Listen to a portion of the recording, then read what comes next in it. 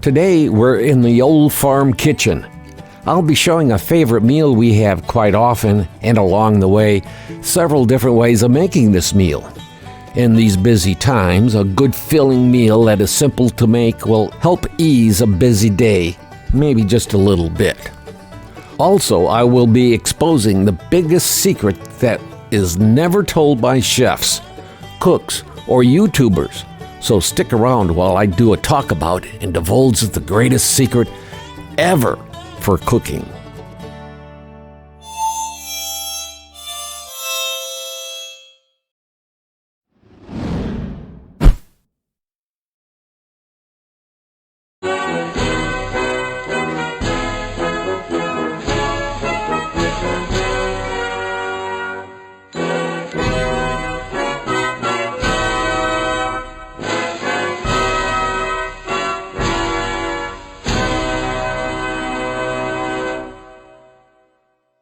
Hi anybody, I'm Scott Bain. They call me the Old Farmer. And the channel is now called The Original Old Farmer. I started back in my mid-teens cooking dinner on the farm. When I turned 16 and could drive, I did the family grocery shopping too. I became a pretty good cook. I came up with this recipe because we often had fried potatoes with the evening meal. And there were times that we had pork and beans as part of the supper. We all know that sometimes there's a bit of crossover on the old dinner plate. This happened several times when we had beans as one of the side dishes. When scooping up the dregs of the meal on my plate, I discovered that beans and potatoes was a pretty good combination. If I was only cooking a dinner for myself, I would make potatoes with beans. If you have some extra baking potatoes left over from a previous meal, this can be cut up for American fried potatoes too. It has an excellent flavor that's a bit different than using raw potatoes, but boy are they good. We will purposefully bake extra potatoes for a meal so that we can have cooked American fried potatoes. This works great with straight boiled potatoes too. Just make sure you drain the water off before you put them in the refrigerator. So when you have baked potatoes or boiled up some potatoes, throw 5 or 6 extra potatoes in to cook so you can have fried potatoes this way. Boy, do they taste good. I add onion, garlic, and chili pepper. You can use powdered, but it won't taste as good. I again let the pot do a pressure cook. I'm using an Instapot that does everything automatically.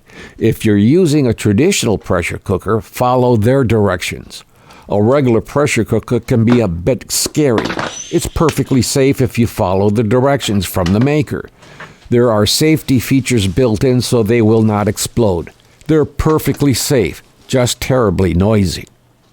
When the Instapot says it's done cooking and the pressure is dribbled away, I can open the lid. Now that they're ready, I want to reduce the amount of liquid by letting the pot simmer. If you're in a hurry and want to cheat, mix equal parts cold water and flour and stir until thoroughly smooth. Pour into the pot while also stirring the beans. Let it simmer 10 minutes to cook the flour. An even faster method is equal parts cold water and cornstarch or arrowroot. Blend until smooth and stir into the pot like you would flour. Bring to the boil for a couple of minutes and it should be ready. Be sure to taste before serving to make sure everything is balanced and adjust with powdered flavorings. Because you are only balancing, it won't taste like you used powdered onion, garlic, or chili pepper. It looks like I got a little bit of KP duty to do here. Get some taters peeled.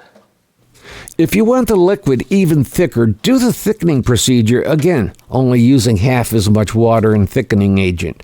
You do this by sneaking up on the thickness, so always use half as much as you used before, so that it doesn't turn into a brick inside the pot.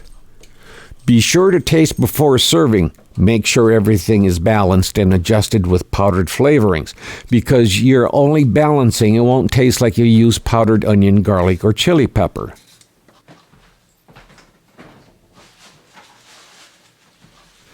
Now for the taters. Peel and wash. Slice or cube. Sliced will cook faster depending on the thickness of your cuts. About 10 minutes from the finished cooking of the potatoes, you can add any or all of the following. Sliced onion, sliced bell pepper. Red bell is the prettiest. Beaten egg or crumbled bacon.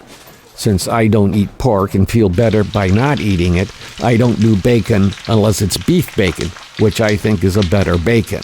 Okay, we got the potatoes in the pan.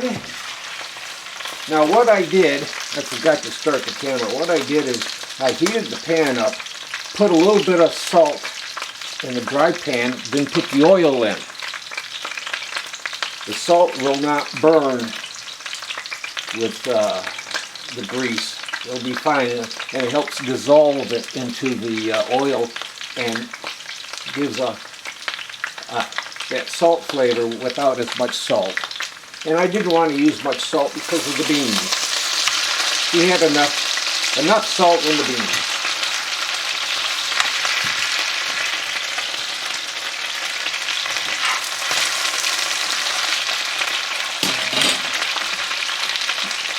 Now, if you don't want to go with beans, and you could open up a can of your favorite beans, such as pork and beans or baked beans or whatever, a can of beans, and just cook the potatoes and put the beans over the top.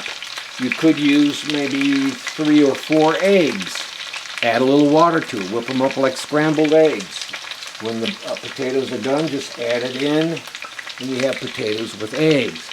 You can add in bell pepper and onion and numerous different things that you might like added to your potatoes. But we're just going to do a simple American fried potatoes, and then we'll put the beans that we made on top of the potatoes.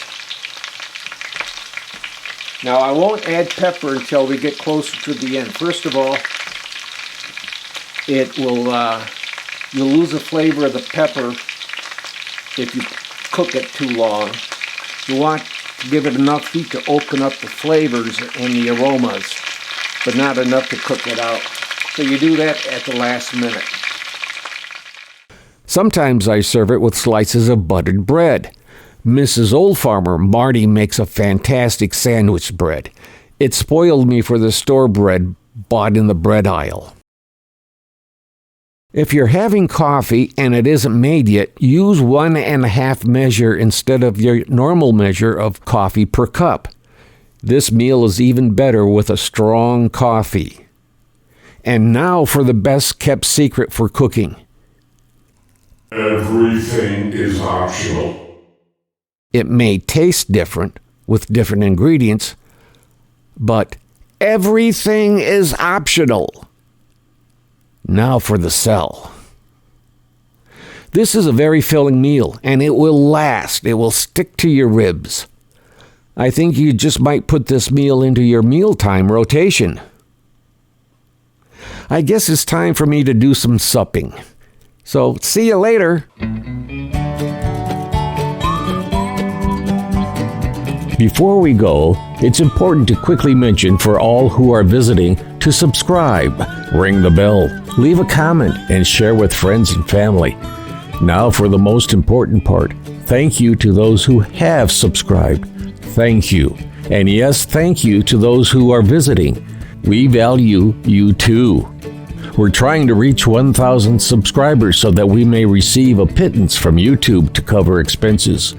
We replaced one camera, tripod, and bought a water-cooled editor for video production, plus all the tools we review. So if you could help us reach that 1,000 subscription point, thank you. Well, this is the old farmer Scott Bain. Be well, be safe, and be kind to someone. Don't forget to click like and click subscribe on the Old Farmer YouTube channel. And thanks again for watching. Bye.